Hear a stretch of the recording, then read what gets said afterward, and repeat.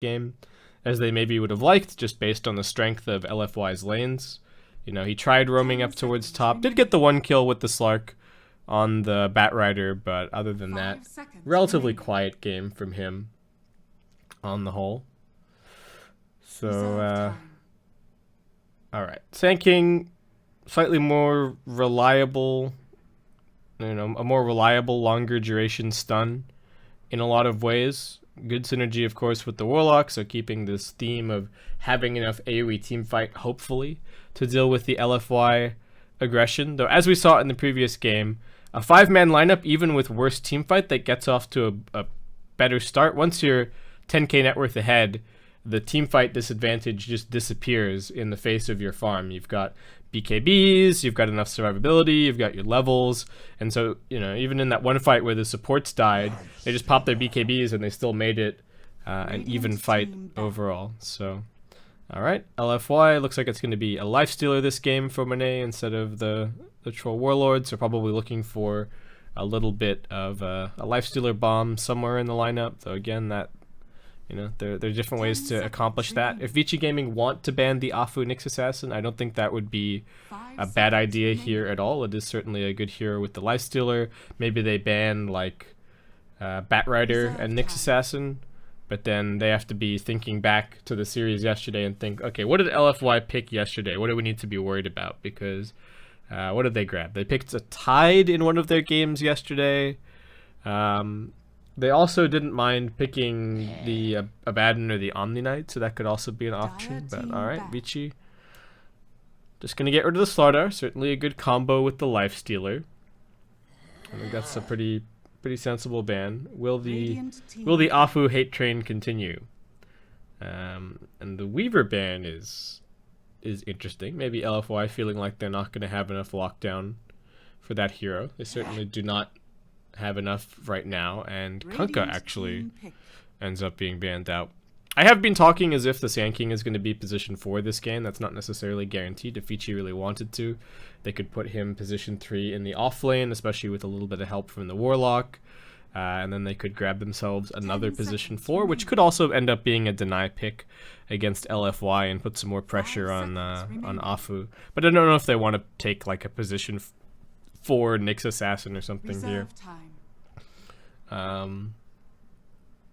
So maybe they just take their actual offlaner. I wouldn't be shocked to see them pick like the Omni or the Abaddon, but maybe they're worried that that's a little bit too slow of a hero, depending on what cores they're going to be going for. I mean, Omni not awful against the Lifestealer, so that could be decent.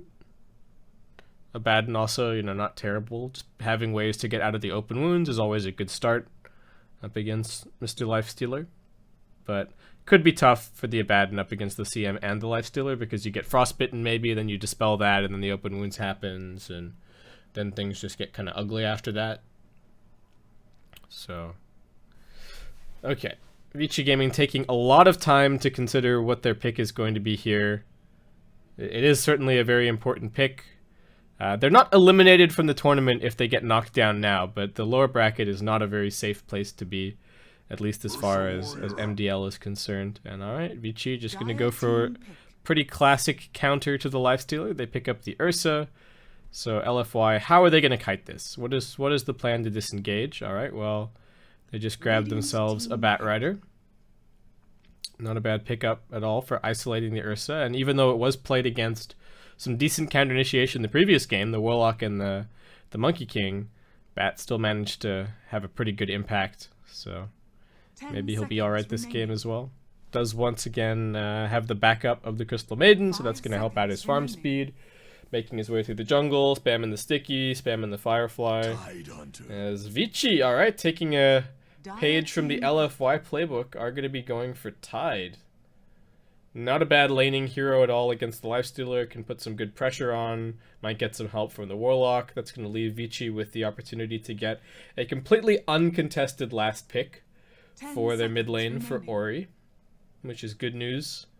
And LFY probably just going to take their secondary support here, whatever that may end up being. It's like not an awful Rubik game, but I don't know if that's really the kind of hero that they want for Afu. I feel like he really just plays these melee position 4 supports, which are so popular right now. So I think it would be not necessarily weird to pick him a standard kind of range support, but would be a little bit out of character. So Vici, what do they ban? What are they worried about? All right, we're gonna Lina pick up. So could be support, could be mid. Not awful against the Ursa necessarily, but you do need to be careful of his ultimate, of course.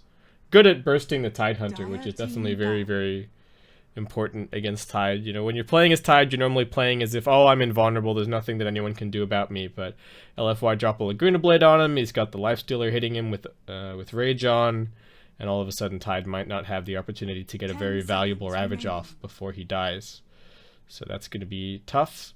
I like the Lina pickup as well. It's a little bit of a mix-up from LFY, so depending on what the Vici Gaming last pick is, they can kind of make the decision about what's, you know, who they're putting mid. Though I guess that's only going to be applicable if they pick another potential mid/support in this position, as we do just have a Storm Spirit ban. Night Stalker once again going to be the ban from Vici.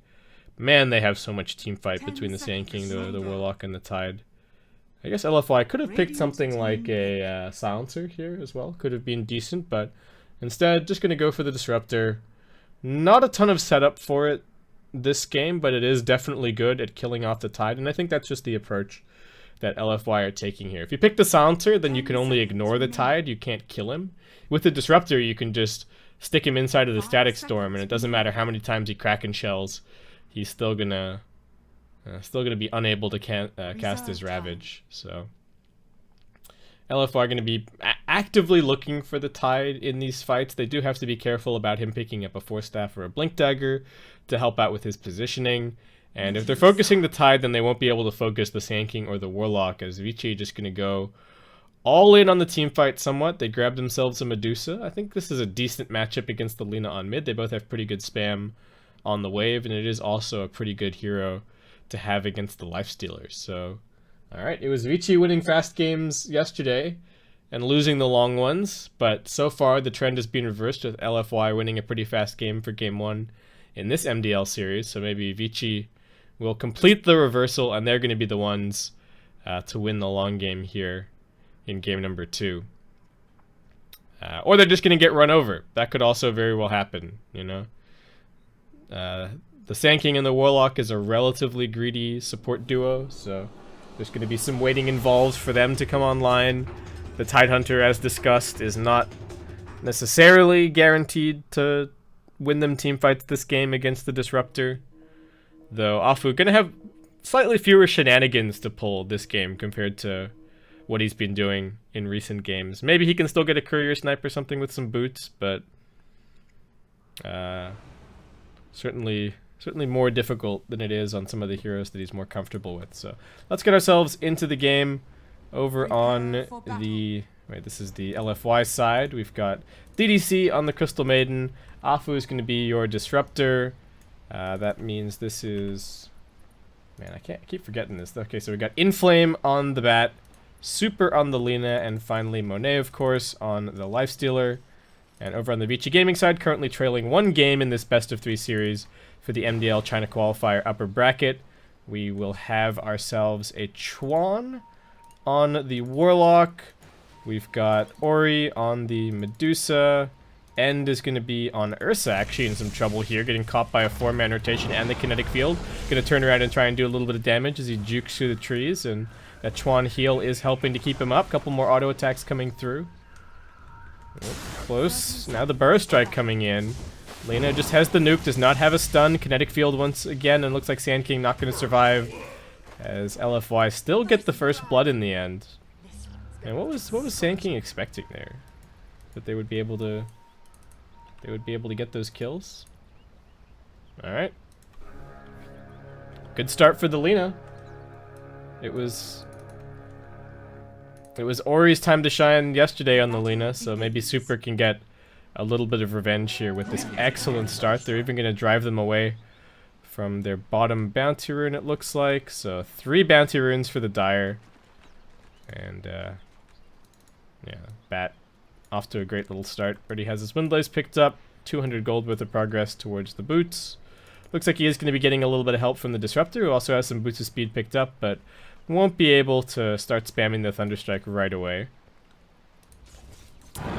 Dusa, what she got? Just a Wraith Band picked up so far. They got a nice Dire Observer Ward to give the Lina vision all the way through the first 6 minutes or so of this lane. And Tide actually picking up an Iron Talon, interestingly enough. Not really the full contest the lane build, but I mean, he's got the Shrine. And looks like it's in fact Ursa who's going to be putting pressure on the Lifestealer here already with some boots first picked up. So it's just poor old Chuan down here at bottom alone for the time being. Looks like Sand King going to be joining him in just a second. As how is mid lane going? Attempted deny, but Super very keen on getting that CS. Even going to help set up Ori here for a couple of last hits under the tower, it looks like. Why are you helping him so much here, Super? And yeah, alright. Tide into the jungle. This is a reasonably fast jungle hero, so not really worth watching here in the early game. Crystal Maiden TPing up towards top. No, not Crystal Maiden TPing, actually Disruptor TPing up towards top. As Ursa might be in a little bit of danger here. There is a level 2 on the Lifestealer, but Ursa's pretty fast. Kinetic Field gonna force him to redirect his path over into the trees. And he's done with his top lane, it looks like, for now, as he does just TP down bottom. So hasn't really found that much static time to farm, but still not doing terribly in terms of the last hits. Batrider coming in pretty aggressively with the Firefly, 3 stacks up, but Ursa with the boots will be able to outrun him easily. And now the Sand King's coming over with the Burrow Strike. I think Batrider overextending just a little bit here. And one more swipe's going to do it. Not the first blood, but still a very nice kill for the Ursa. Medusa dropping quite low here on mid.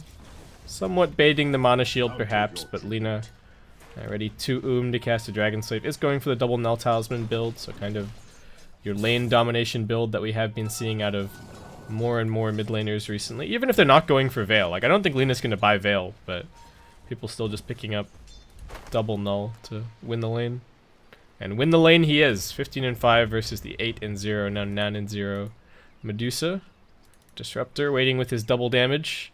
Hoping that the courier is going to be making its way out. And poor old Oski, none the wiser. 10 seconds until he could be upgraded into a flying courier. And up, actually, Afu gonna lose his nerve as he loses the double damage. And instead just focus on heading over here to, well, not steal a bounty rune. He's on the wrong minute for that. I don't know what he was hoping for there.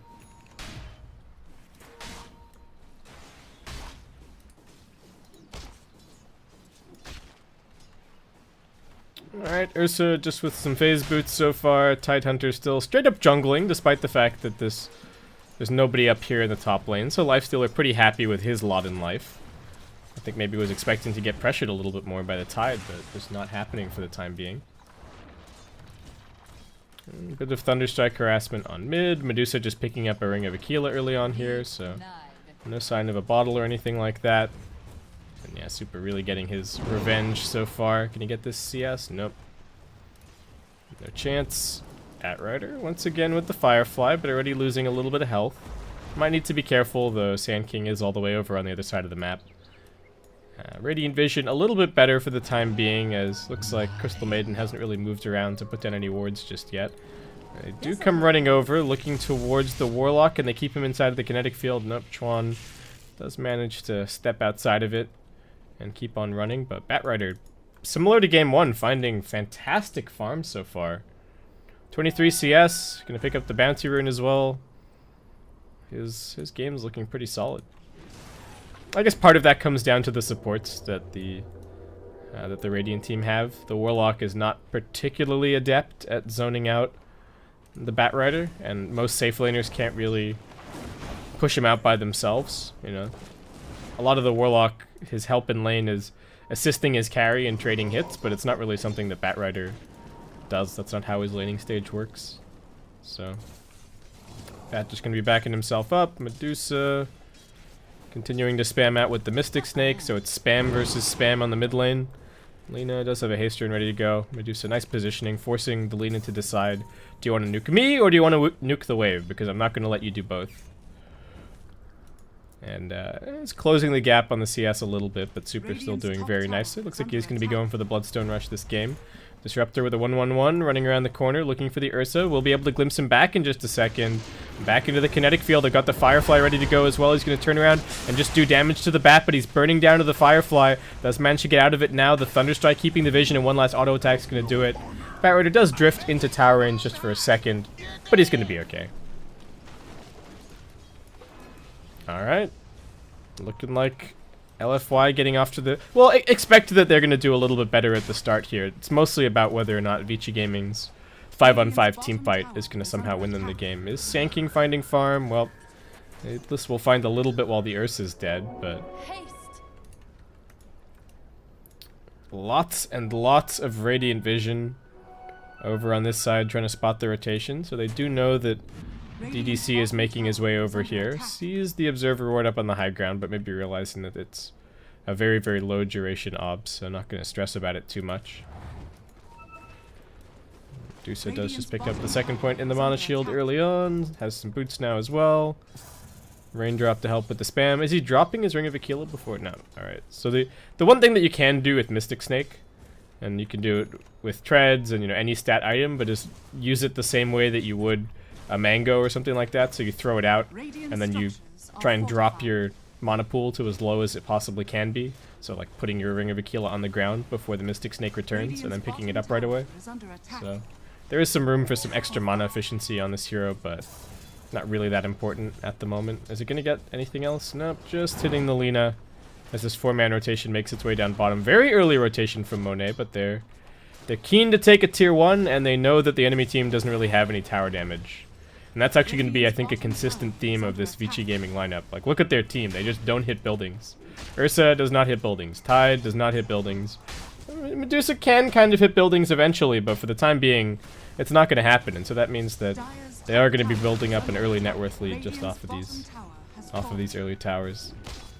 I mean, yeah, the best that the Ursa and the Tide can do is drag the waves away and spam them down. Gold and sweet. So, alright. Lina, yep. Close to her arcane boots, but not there just yet. Net worth top 3 across the board is going to be LFY right now, so building up to almost a 3k net worth advantage, 2k experience. Medusa going to cop a little bit more harassment here over at mid. Ursa is just going for a Morbid Mask right now, so no sign of a Blink Dagger or anything like that. Tide probably going to go for a mech. Man, the mech is pretty standard, but I feel like this could even just be a game to rush Blink Dagger, honestly. Oh, Sand King's dead bottom. Man, that was just Lifestealer and Crystal Maiden. And like not even any ultis invested, they just auto attacked him to death. Alright. And all Chuan can do is watch. Alright, it's his turn to try and soak a little bit of his level 6, but both of their supports trailing behind in terms of the overall farm. SK level 3, in fact. Not a fun situation for him. Alpha is actually almost level 6. Well, I mean, I'm exaggerating a little bit. Still has more than half to go, but like I talked about, that Static Storm going to be an important part of dealing with the Tide this game, which is I think why the Blink Dagger might be a good idea. Just blink into the backlines, hopefully kill the 2 supports, or maybe the Bat or the Lina instantly. The Lina not going to be that easy to bring down. She will be pretty tanky with her Bloodstone. 2-man smoke making its way over towards top. They do have a Ravage ready to use. I'm looking for some kills up here. They don't know that the Bat Rider is just around the corner, but he might just get caught in this line of fire as well. Can they get a 2-man Burrow Strike off? They do manage to find it. The Ravage following up, and Disruptor will not be able to cast any spells. Bat Rider trying to escape with his drum, heading over the trees, but still getting slowed down. And Vici will be able to find 2 kills here. Very important for them. Get that little bit of extra farm on the Ursa. He just grabbed that Morbid Mask, but already up to 1,000 gold. So nice for him. Tide, also 1,000 gold. We'll see what his item decision is going to be soon. As Chuan just waiting another 10 seconds so that he can pick up this tome and grab his level 6. Lifestealer relishing in all of this space down bottom, keeping the pressure up.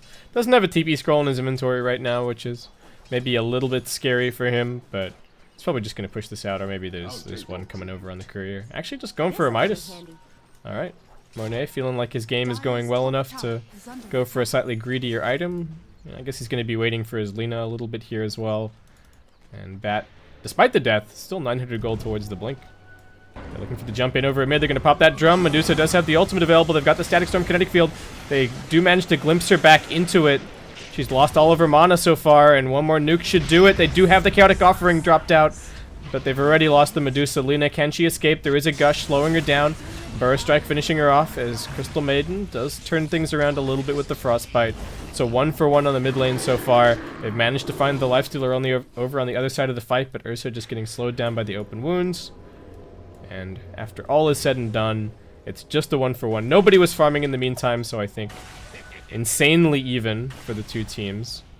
Though, well, it looks like working out just slightly better in terms of the numbers for Team Radiant, since they are actually the ones that are a little bit behind on the metrics right now. And slowing down the game, taking an even fight is always going to be good for Vici at this stage, because their lineup is very much playing for the late game. Do they guaranteed win in the late game? I think, you know, they are certainly the better lineup in terms of, you know, ultra late. They've just got so much AoE team fight. Though if they've lost enough buildings, it could be that you know, LFY are able to shift gears a little bit into some kind of split push and pick off strategy. But I mean, they've only lost the one tier 1 tower so far, so things kind of looking on like they're on track for them. Medusa's going to be going for a Dragon Lance here. I don't think this item is that amazing on Medusa necessarily. The Yasha certainly farms faster. Hurricane Pike's not awful and will be pretty good against the Lifestealer this game, so I think that's maybe part of why he goes for it here. Oh, Sand King gets scouted up. They've got the Static Storm. They've used the lasso, stacking things a little bit, but they've got more than enough damage as the courier was making its way over. Who was trying to grab something there? Oh, not actually sure. Warlock just wanted his arcane boots, but alright. Couldn't quite manage to shop them up. So nice pick off. Wait, did Sand King died, right? No, yeah, he definitely died. Alright, he's just already alive again. Mid lane also getting pressured. I thought I was losing my mind for a second. I was like, why am I looking at Sand King? But alright. Tower down. Vici again have some problems pushing. Nice Laguna Blade dodge with the Enrage. Well, not a dodge, but absorbing the majority of it. Tidehunter running forward. He's got the Ravage ready to go. Disruptor kind of forcing him back. They desperately want this tier 1, but there is a glyph. And now the glimpse is going to come in. Do they really want to glimpse the Tide? They don't really have the burst damage to finish him just yet, but his team hasn't been able to back him up. They take the tier 1. He has gone for the Hood, helping him out a little bit, and now the Medusa ultimate helping to turn things. Lifestealer just running for it right now. It looks like LFY will get out without any casualties. They're still poking and prodding, looking for the opportunity. Tide can't really run in. Lena's pretty low on mana, but does have at least one more nuke. And with the 4 stacks of Sticky, they're bringing down the Ursa. No Enrage available. Looks like he will just get ticked down. The Lifestealer runs in, does get hit by the Chaotic Offering. They are going to wait for the Burrow Strike with the Sand King, but a nice infest away. And Batrider will escort him back to safety. And now a glimpse coming back in onto Chuan. A couple more auto attacks should do it. He does manage to get the Fatal Bonds off, but that's about it. As they will actually grab a double kill for the Bat. That's his Blink Dagger now completed. And LFY, can they press this on any further and maybe take this tier 1 tower themselves? Looks like Lina may be a little bit low on mana, but that problem's going to be solved relatively soon. With her Bloodstone coming up. Disruptor going to be going back for a Midas this game. Crystal Maiden can do the majority of the supporting as Ursa jumps in with his Blink, but gets easily turned around by the Frostbite and the Light Strike array. So it is Sister Act in the mid lane, keeping one another alive. And his Lifestealer does now have his armlet finished, so maybe once the infest is back up, we'll see a Lifestealer bomb making its way around with this, well, supposedly unscouted Blink Dagger, but I think Bat did just head past a couple of wards there, so Looks like they're aware of the situation. Chuan coming over, looking to put some more vision down. Well, actually looking to do a little bit of dewarding. Little does he know that the Dire Observer Ward is actually back behind where their tier 1 tower used to be. And we've got a lasso over on the other side, but Bat, where is he dragging him to? Teammates are not nearby, and that just ends up being almost a wasted lasso. Was he just lassoing to save himself? Doesn't really look like it. Lassoed the Warlock. Maybe wanted to drag him onto the cliff or something like that, since he doesn't have a TP scroll. But alright, so they have the Infest now, but now they've got no lasso for 60 seconds. Ravage is still up, so Vici Gaming going to be going for a 4-man smoke down towards the bottom side of the map where the Disruptor is just heading over into the trees. Afu playing it pretty safe. Radiant Scan waiting for him back at the tier 1 tower, but little do they know he's actually just hiding in the trees for the time being. Are they going to get revealed as they come past the tower here? Does he have a TP scroll ready to go? He does, but he gets jumped on. He gets the glimpse back. Needs to find a nice little hidey hole to TP out. Have they spotted him? I don't think they did. Actually, looks like they had Burst Strike going in, but they don't realize that he's actually just run a little bit further down. Does manage to buy up his Hand of Midas recipe as he waits for some additional assistance down here, and it's going to be a big surprise when he comes popping out of the trees with the Static Storm. There's no Chaotic Offering for 10 seconds to get the glimpse back. Ursa in big trouble, going to try for the TP out. Will he be successful? No, the Light Strike Array is there just at the very last second. They bring him down. Chuan also going to try for the TP out. Alright, this time around, Vici will be able to disengage, but Ursa dead. That's the most farmed hero on the Radiant side of the map, so nice big 500 gold swing. DDC going to come in, just steal a little bit more farm from the Radiant jungle, as Dusa is now going to be working towards the Manta style. So, the Manta illusions are not going to live very long this game, but I mean, there is some pretty important stuff that he can potentially dodge, get himself out of a frostbite, get out of an open wounds. So, I don't think it's the worst decision. If you're super Gosu, dodge a glimpse. Alright. That is the tier 2 dead. That should be the Bloodstone on the Lina. It was already up for that last kill. So 13 charges now for Super. Over on the top side of the map, Tide is just working towards his Blink Dagger right now. Needs another 150 gold to go. As Warlock still just farming. How's the Sand King Blink going? Actually 2.1k gold. So his Blink's going to be up around the same time as the Tide Hunter, and maybe that's the tool that they need to be able to start taking these fights. Monet, really a big fan of this S&Y, which I find a little bit curious. I mean, it makes sense on the Troll. I think it's a really good item on Troll. I'm not so sure about buying it on Lifestealer. Wouldn't mind seeing like a Deso this game. I think AC going to be very important for him against the Ursa. Is anyone buying a Solar Crest? That's probably pretty important. Yeah, well, of course somebody's buying a Solar Crest. DDC working towards that right now with the medallion in his inventory. Lina just going to go for some Boots of Travel. So pretty all-out greed build from Super. No, going to get a little bit greedy for the Arcane Rune here perhaps. Actually managed to dodge the Burrow Strike. So it looks like he's actually going to be okay. That was the reveal on both of these Blink Daggers, and it's not going to find either kill. Glimpse back into the Static Storm. Afu completely on point with his glimpses so far this game. And with SK dead, I don't know if they can defend this mid tower. There's no glyph available. It is only a 20-second respawn. Ursa's just working on a BKB right now. And alright, looks like Static Storm down. The call is actually going to be from LFY to continue to play patient and just back up. Monet is still finding some more farm with his Hand of Midas. As they will. No, okay, maybe they are just going to go for a gank. Infest Bomb primed. Smoking in what they hope is an area without Radiant Vision, and they were in fact correct. They would love to steal this Roshan away from the Ursa, but not really able to do so. 5-man smoke from Vici Gaming making its way across. Who will be revealed first? Looks like they will spot them from the high ground, but they jump in, they get the Burst Strike onto the 2 supports, and they are gone. Anchor Smash from the Tide is all that they need to finish the Crystal Maiden kill, so they still hold the Ravage in reserve, and now they will be able to head into the pit. Batrider scouting it out a little bit with the sticky, so Ursa will be more easy to kite in this upcoming engagement. Medusa just standing her ground, but they really need the Ursa to keep on hitting. Can't afford to have these Fury stacks, these Fury swipe stacks reset. He is keeping them up. 20 stacks, back and forth. Can they actually take this fight? A little bit of damage onto the Tide. Lina needing to be careful. The Burrow Strike jumps in. They got the Chaotic Offering as well, locking them down. But Motail jumping out of the Batrider was actually able to snatch the Aegis of the Immortal. And now Ursa, with this Enrage wearing off, will get stunned up. The Lina in a little bit of trouble, getting punched by the Golem as the Static Storm Kinetic Field catches onto 3 from Afu, making huge plays. Now they get the Freezing Field as well from DDC, completely enabled by his teammate. And alright. Quick little taunt from the Lifestealer as he even survives with the Aegis. They only lose the Batrider at the end of the day. And an absolutely huge team fight is going to let them move forward and take this tier 1 tower at mid.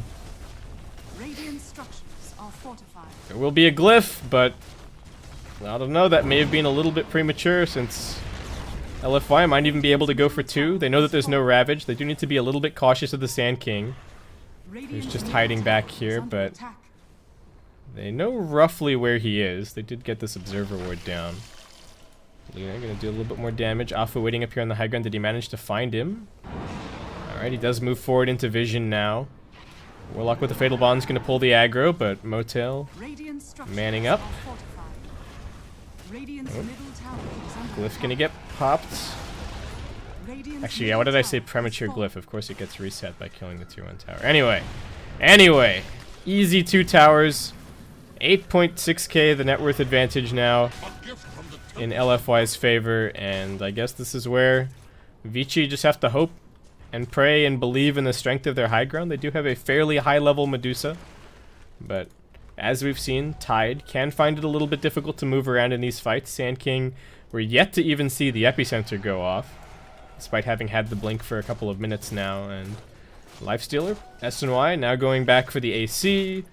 The Disruptor with his Midas is going to be able to pick up a Blink Dagger, so if you thought that Static Storm in the previous fight was beautiful, you just wait. This little bit of extra positioning definitely going to help out. He's even got the bonus 100 cast range from the talent, so Afu can start the fight from over here and still get a Static Storm in like this area. It's pretty crazy stuff.